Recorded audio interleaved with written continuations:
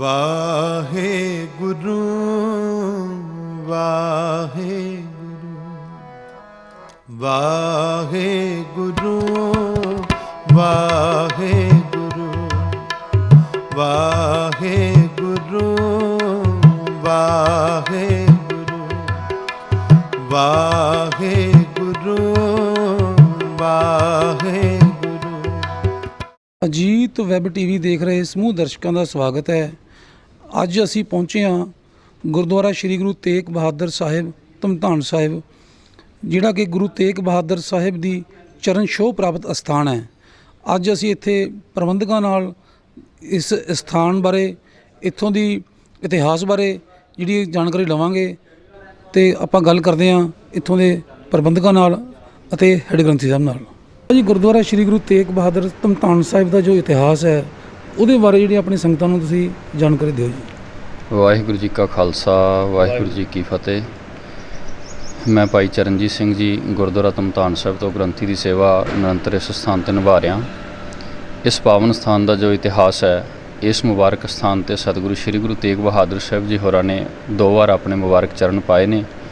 ਇਤਿਹਾਸਿਕ ਹਵਾਲਿਆਂ ਮੁਤਾਬਕ ਈਸਵੀ ਸਨ 1665 ਦੇ ਅੰਦਰ ਪਹਿਲੀ ਵਾਰ ਸਤਿਗੁਰੂ ਸ਼੍ਰੀ ਗੁਰੂ ਤੇਗ ਬਹਾਦਰ ਸਾਹਿਬ ਜੀ ਨੇ ਜਿਸ ਵਕਤ ਪੂਰਬ ਦੇਸ਼ ਦਾ ਪ੍ਰਚਾਰ ਦੌਰਾ ਪ੍ਰਾਰੰਭ ਕੀਤਾ, ਪੂਰਬ ਦੇਸ਼ ਦੇ ਪ੍ਰਚਾਰ ਦੌਰੇ ਦੌਰਾਨ ਸਤਿਗੁਰਾਂ ਨੇ ਅਨੰਦਪੁਰ ਸਾਹਿਬ ਤੋਂ ਚਾਲੇ ਮਾਰੇ ਨੇ, ਜਿਸ ਦੌਰਾਨ ਸਤਿਗੁਰਾਂ ਜੀਆਂ ਨੇ ਵੱਖ-ਵੱਖ ਸਥਾਨਾਂ 'ਤੇ ਹੁੰਦੇ ਹੋਏ ਇਸ ਪਾਵਨ ਸਥਾਨ ਬਾਂਗਰ ਕੇ ਦੇਸ਼, ਉਸ ਵਕਤ ਇਸ ਸਥਾਨ ਦਾ ਨਾਮ ਹੈ, ਧਮਧਾਨ ਸਾਹਿਬ ਦੇ ਅੰਦਰ ਮੁਬਾਰਕ ਚਰਨ ਸਤਿਗੁਰਾਂ ਨੇ ਆਪਣੇ ਪਾਏ ਨੇ। ਜਿਸ ਵਕਤ ਸਤਿਗੁਰੂ ਇਸ ਸਥਾਨ 'ਤੇ ਆਏ ਨੇ, ਇਤਿਹਾਸ ਦੇ ਅੰਦਰ ਜੋ ਸਾਨੂੰ ਮਿਲਦਾ ਹੈ, ਪੋਠੋਹਾਰ ਅਤੇ ਹੋਰ ਦੂਰ ਦੁਰਾਡੇ ਦੀਆਂ ਸੰਗਤਾਂ ਨੇ ਇਸ ਸਥਾਨ 'ਤੇ ਸਤਿਗੁਰਾਂ ਦੇ ਦਰਸ਼ਨ ਕਰਨ ਦੇ ਲਈ ਸੰਗਤਾਂ ਦਾ ਇਕੱਠ ਸਤਿਗੁਰਾਂ ਦੇ ਪਾਸ ਇਸ ਸਥਾਨ 'ਤੇ ਪਹੁੰਚਿਆ। ਸਤਿਗੁਰਾਂ ਦੇ ਦਰਸ਼ਨ ਵੱਡੀ ਗਿਣਤੀ ਦੇ ਵਿੱਚ ਸੰਗਤਾਂ ਨੇ ਇਸ ਸਥਾਨ 'ਤੇ ਕੀਤੇ ਨੇ। ਸੋ ਨਿਰੰਤਰ ਕੁਝ ਇੱਕ ਮਹੀਨਿਆਂ ਦਾ ਸਮਾਂ, ਤਕਰੀਬਨ 3 ਕੁ ਮਹੀਨਿਆਂ ਦਾ ਸਮਾਂ ਜੋ ਇਤਿਹਾਸ ਵਿੱਚ ਆਉਂਦਾ ਹੈ, ਸਤਿਗੁਰਾਂ ਨੇ ਇਸ ਪਾਵਨ ਸਥਾਨ 'ਤੇ ਪਹਿਲੀ ਆਪਣੇ ਪ੍ਰਚਾਰ ਫੇਰੀ ਦੇ ਦੌਰਾਨ ਗੁਜ਼ਾਰਿਆ।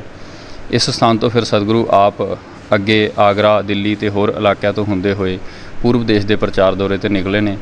ਦੂਸਰੀ ਦਫਾ ਸਤਿਗੁਰੂ ਸ਼੍ਰੀ ਗੁਰੂ ਤੇਗ ਬਹਾਦਰ ਸਾਹਿਬ ਜੀ ਜੋ ਤਾਰੀਖ ਅੰਦਰ ਆਉਂਦਾ ਹੈ, ਸਨ 1675, ਜਿਸ ਵਕਤ ਸਤਿਗੁਰੂ ਜੀ ਦੀ ਸ਼ਹੀਦੀ ਹੁੰਦੀ ਹੈ, ਜਿਸ ਸੰਨ ਦੇ ਵਿੱਚ ਉਸ ਸਾਲ ਸਤਿਗੁਰੂ ਇਸ ਸਥਾਨ 'ਤੇ ਦੁਬਾਰਾ ਫਿਰ ਆਏ ਨੇ।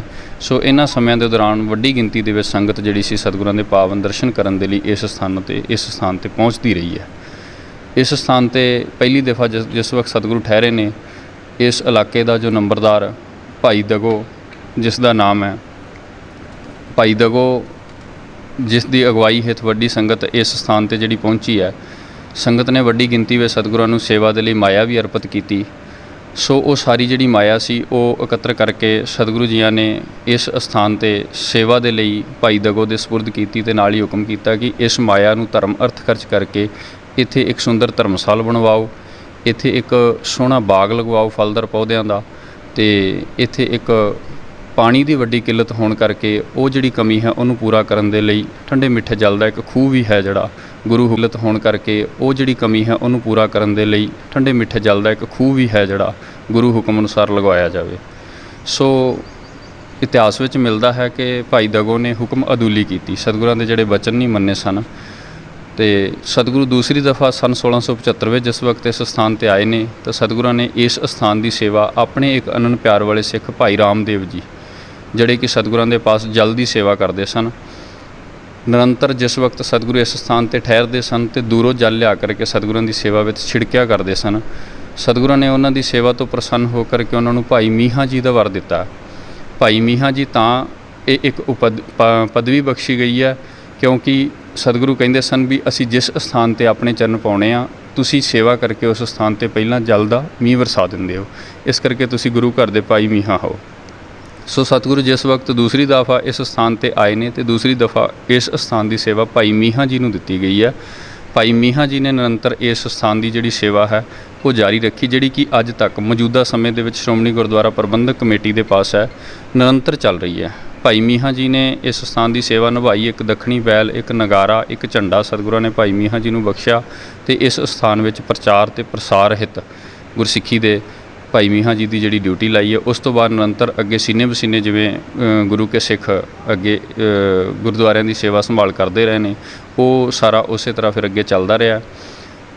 ਇਤਿਹਾਸ ਮੁਤਾਬਕ ਸਤਿਗੁਰੂ ਗੁਰੂ ਤੇਗ ਬਹਾਦਰ ਸਾਹਿਬ ਜੀ ਦੇ ਆਪਣੇ ਗਾਤਰੇ ਦੀ ਸ੍ਰੀ ਸਾਹਿਬ ਜਿਹੜੀ ਹੈ ਉਹ ਸੰਗਤ ਦਰਸ਼ਨਾਂ ਦੇ ਲਈ ਸਾਡੇ ਪਾਸ ਅਜੇ ਵੀ ਮੌਜੂਦ ਹੈ। ਮਹਾਰਾਜ ਸਾਹਿਬ ਜੀ ਨੇ ਇੱਥੇ ਬਖਸ਼ੀ ਹੈ। ਉਸ ਤੋਂ ਬਾਅਦ ਜਿਹੜੇ ਵੀ ਸਿੰਘ ਇਸ ਸਥਾਨ ਦੀ ਸੇਵਾ ਸੰਭਾਲ ਕਰਦੇ ਰਹੇ ਜਾਂ ਜੰਗੀ ਦੌਰਾਂ ਦੇ ਵਿੱਚ ਜਿਹੜੇ ਸਿੰਘ ਲੜਾਕੂ ਜੁਝਾਰੂ ਸਿੰਘ ਜਿਹੜੇ ਲੜਦੇ ਸਨ, ਕਿਉਂਕਿ ਪੁਰਾਣੇ ਸਮੇਂ 'ਚ ਇੱਕ ਮੁੱਖ ਕੇਂਦਰ ਰਿਹਾ। ਤਕਰੀਬਨ ਰਾਜੇ ਮਹਾਰਾਜੇ ਆਪਣੇ ਵੇਲੇ ਜਿਵੇਂ ਜ਼ਿਕਰ ਆਉਂਦਾ ਮਹਾਰਾਜਾ ਪਟਿਆਲਾ ਕਰਮ ਸਿੰਘ ਪਟਿਆਲਾ, ਬਾਬਾ ਆਲਾ ਸਿੰਘ, ਹੋਰ ਰਾਜੇ ਮਹਾਰਾਜੇ ਵੀ ਇਸ ਸਥਾਨ 'ਤੇ ਆਉਂਦੇ ਰਹੇ ਨੇ।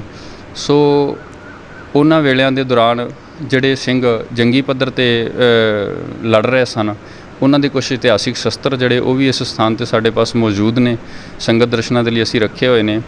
ਹੋਰ ਵਿਦਵਾਨ ਸਿੱਖ ਜਿਹੜੇ ਇਸ ਸਥਾਨ 'ਤੇ ਸਤਿਗੁਰਾਂ ਦੇ ਪਾਵਨ ਚਰਨਾਂ ਦੇ ਵਿੱਚ ਬੈਠਦੇ ਹੁੰਦੇ ਸਨ, ਉਹਨਾਂ ਦੁਆਰਾ ਲਿਖੀਆਂ ਹੋਈਆਂ ਲਿਖਤਾਂ, ਕੁਝ ਇਤਿਹਾਸਿਕ ਪੋਥੀਆਂ, ਇਤਿਹਾਸਿਕ ਗ੍ਰੰਥ ਉਹ ਵੀ ਇਸ ਸਥਾਨ 'ਤੇ ਸਾਡੇ ਪਾਸ ਮੌਜੂਦ ਨੇ। ਬਾਬਾ ਜੀ, ਜਿਹੜਾ ਇਹ ਗੁਰੂ ਸਾਹਿਬ ਇੱਥੇ ਆਏ ਸੀ, ਉਹਨਾਂ ਵੱਲੋਂ ਕੋਈ ਇਸ ਸਥਾਨ ਨੂੰ ਕੋਈ ਵਰ ਵੀ ਦਿੱਤਾ ਗਿਆ ਹੈ ਜਾਂ ਤੇ ਇਹ ਇਸ ਸਥਾਨ ਪ੍ਰਤੀ ਲੋਕਾਂ 'ਚ ਕਿੰਨੀ ਕੁ ਸ਼ਰਧਾ ਹੈ ਜੀ? ਜਿਸ ਵਕਤ ਮਹਾਰਾਜ ਸਾਹਿਬ ਇਸ ਸਥਾਨ 'ਤੇ ਆਏ ਨੇ ਉਸ ਵਕਤ ਤਾਂ ਕੇਵਲ ਇੰਨਾ ਮਿਲਦਾ ਵੀ ਸੰਗਤ ਵੱਡੀ ਗਿਣਤੀ ਵਿੱਚ ਗੁਰੂ ਸਾਹਿਬ ਦੇ ਦਰਸ਼ਨਾਂ ਦੇ ਲਈ ਆਈ ਹੈ। ਗੁਰੂ ਗੋਬਿੰਦ ਸਿੰਘ ਸਾਹਿਬ ਜੀਆਂ ਹੋਰਾਂ ਦੇ ਵੇਲੇ ਸਤਿਗੁਰਾਂ ਨੇ ਆਪਣੇ ਪਾਵਨ ਮੁਖ ਤੋਂ ਇਸ ਸਥਾਨ ਨੂੰ ਇੱਕ ਵਰ ਬਖਸ਼ਿਆ। ਉਹ ਇਹ ਹੈ ਕਿ ਜੋ ਵੀ ਸੰਗਤ ਸੱਚਖੰਡ ਨਾਂਦੇੜ ਸਾਹਿਬ ਦੇ ਦਰਸ਼ਨਾਂ ਦੇ ਲਈ ਜਾਏਗੀ, ਪ੍ਰਥਮ ਇਸ ਪਾਵਨ ਅਸਥਾਨ, ਕਿਉਂਕਿ ਇਸ ਸਥਾਨ ਨੂੰ ਗੁਰੂ ਕੀ ਦਿਓੜੀ ਦਾ ਵਰ ਬਖਸ਼ਿਆ ਗੁਰੂ ਗੋਬਿੰਦ ਸਿੰਘ ਜੀ ਹੋਰਾਂ ਨੇ ਆਪਣੇ ਪਾਵਨ ਮੁਖ ਤੋਂ, ਉਹ ਇਸ ਅਸਥਾਨ ਦੇ ਦਰਸ਼ਨ ਕਰਕੇ ਜੇਕਰ ਜਾਏਗੀ ਤਾਂ ਉਹਨਾਂ ਦੀ ਜਿਹੜੀ ਯਾਤਰਾ ਹੈ ਉਹ ਤਾਂ ਸਫਲੀ ਮੰਨੀ ਜਾਏਗੀ। ਸੋ ਉਸ ਚੀਜ਼ ਨੂੰ ਮੁੱਖ ਰੱਖਦਿਆਂ ਵੱਡੀ ਗਿਣਤੀ ਦੇ ਵਿੱਚ ਅੱਜ ਵੀ ਹਜੂਰ ਸਾਹਿਬ ਜਾਣ ਵਾਲੀ ਜਿਹੜੀ ਸੰਗਤ ਹੈ ਉਹ ਇਸ ਸਥਾਨ 'ਤੇ ਨਤਮਸਤਕ ਹੋ ਕਰਕੇ ਫਿਰ ਆਪਣੀ ਯਾਤਰਾ ਪ੍ਰਾਰੰਭ ਕਰਦੀ ਹੈ। ਇਸ ਪਾਵਨ ਸਥਾਨ 'ਤੇ ਸਭ ਤੋਂ ਵੱਡੀ ਗਿਣਤੀ ਵਿੱਚ ਤਾਂ ਇੱਥੇ ਸੰਗਤਾਂ ਵੱਲੋਂ ਮੱਸਿਆ ਦਾ ਪੁਰਬ ਜਿਹੜਾ ਹੈ ਉਹ ਮਨਾਇਆ ਜਾਂਦਾ ਹੈ। ਮੱਸਿਆ ਬਹੁਤ ਵੱਡੀ ਗਿਣਤੀ ਵਿੱਚ ਇੱਥੇ ਸੰਗਤਾਂ ਦੂਰ ਦੁਰਾਡੇ ਦੇ ਇਲਾਕਿਆਂ ਤੋਂ ਸੰਗਤਾਂ ਹੋਮ ਆ ਕੇ ਇਸ ਸਥਾਨ ਦੇ ਪਾਵਨ ਦਰਸ਼ਨ ਕਰਨ ਦੇ ਲਈ ਪਹੁੰਚਦੀਆਂ ਨੇ ਮੱਸਿਆ ਵਾਲੇ ਦਿਨ। ਇਸ ਤੋਂ ਬਾਅਦ ਇਸ ਸਥਾਨ 'ਤੇ ਸਤਿਗੁਰੂ ਜੀਆਂ ਦਾ ਸ਼ਹੀਦੀ ਦਿਹਾੜਾ ਜਿਹੜਾ ਹੈ, ਗੁਰੂ ਤੇਗ ਬਹਾਦਰ ਸਾਹਿਬ ਜੀ ਕੀ ਪਾਵਨ ਸ਼ਹੀਦੀ ਜਿਹੜੀ ਦਿੱਲੀ ਚਾਂਦਨੀ ਚੌਂਕ ਦੇ ਵਿੱਚ ਹੋਈ ਹੈ, ਉਸ ਦਿਨ ਨੂੰ ਮੁੱਖ ਰੱਖ ਕੇ ਵੱਡੀ ਗਿਣਤੀ ਵਿੱਚ ਸੰਗਤਾਂ ਇਸ ਸਥਾਨ 'ਤੇ ਨਤਮਸਤਕ ਹੋਣ ਦੇ ਲਈ ਪਹੁੰਚਦੀਆਂ ਨੇ। ਨਗਰ ਕੀਰਤਨ ਵੀ ਕੱਢੇ ਜਾਂਦੇ ਨੇ, ਗੁਰਮਤਿ ਸਮਾਗਮ, ਅੰਮ੍ਰਿਤ ਸੰਚਾਰ ਵੀ ਇਸ ਸਥਾਨ 'ਤੇ ਹੁੰਦਾ ਹੈ।